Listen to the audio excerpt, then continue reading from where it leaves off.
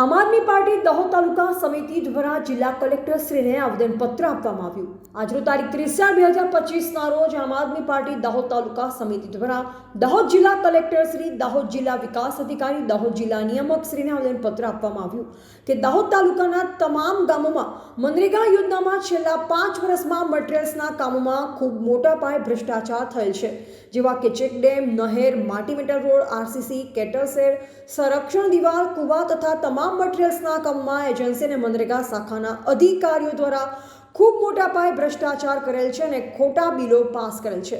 સ્થળ પર કોઈ પણ પ્રકારનું કામ કરેલ નથી, જેથી દાહોદ તાલુકાના તમામ ગામોમાં મટીરીયલ્સના કામોની સ્થળ પર તપાસ કરવામાં આવે અને જવાબદાર તમામ અધિકારીઓ પર કાયદેસરની કાર્યવાહી કરવામાં આવે અને તમામ એજન્સી અને એજન્સીના માલિક પર કાયદેસરની કાર્યવાહી કરવામાં આવે તેવી માંગણી સાથે અમારી આમ આદમી પાર્ટી દાહોદ સમિતિ દ્વારા આવેદનપત્ર આપી રજૂઆત કરવામાં આવી।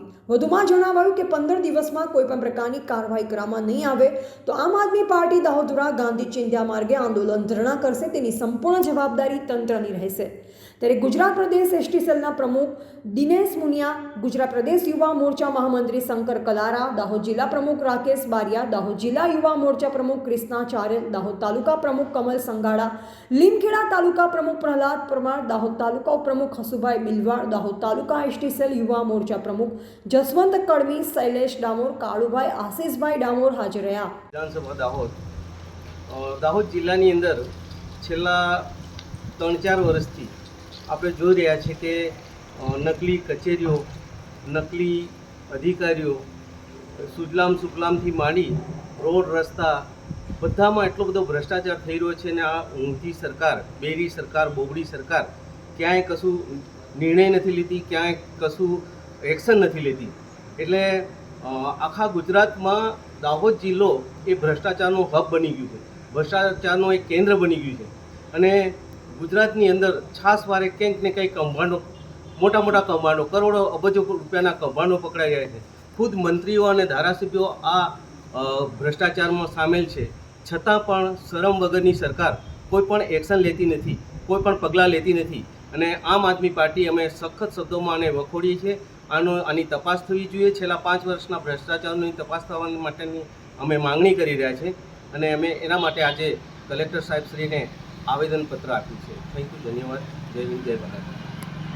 કમલ સંગાડા, દાહોદ તાલુકાની અંદર છેલ્લા 5 વર્ષની અંદર મનરેગા અંતર્ગત ચાલતા જે માલ મટીરિયલ્સના કામોની અંદર ખૂબ મોટા પાયે ભ્રષ્ટાચાર થયેલો છે, જે અમને બહુ સારા ગામોની અંદરથી અમારી પાસે રજૂઆત આવેલી છે। હવે જે રજૂઆતને અમે ધ્યાને રાખીને આજ રોજ તારીખ 30/4/2025 બુધવારના રોજ અમે કલેક્ટર સાહેબને આવેદનપત્ર આપ્યું છે। જેવી રીતે દેવગઢ બારિયા અને ધાનપુરની અંદર જેવી રીતે 71 કરોડના એમ બહુ મોટો કૌભાંડ થયો છે, જેની અંદર બહુ મોટા મોટા માથાઓ સંડોવાયેલા છે, જેવી રીતે ત્યાં જેવી રીતે તપાસ થઈ છે એવી જ રીતે જો દાહોદની અંદર તપાસ કરવામાં આવે તો અહીંયા પણ બહુ મોટા પાયે મોટો ભ્રષ્ટાચાર નીકળશે એવું અમને સંપૂર્ણપણે ખબર છે અને બધાની રજૂઆત છે।